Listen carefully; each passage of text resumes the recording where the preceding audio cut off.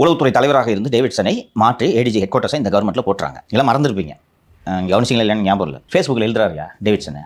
இல்லை சார், நாம் அடிக்கடி பேசுவோம். அவருக்கு வந்து உளவுத்துறை வேலை இல்லை, ஃபேஸ்புக் சோஷியல் மீடியா தான் எப்பயும் இருப்பார்.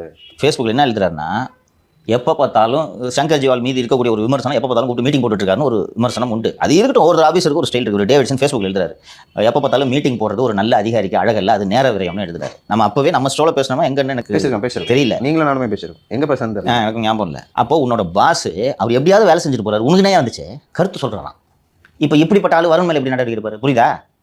பஸ் நம்ம ரெண்டு பேருமே சோஷியல் மீடியா ஃபேன். அப்போ this is indiscipline. What Davidson did was indiscipline. DGP Shankar Jiwal Davidson explanation கேட்டார், என்ன இதில் இந்த ஃபேஸ்புக் போஸ்ட் போட்டேன், அப்புறம் தான் அடங்கினார்.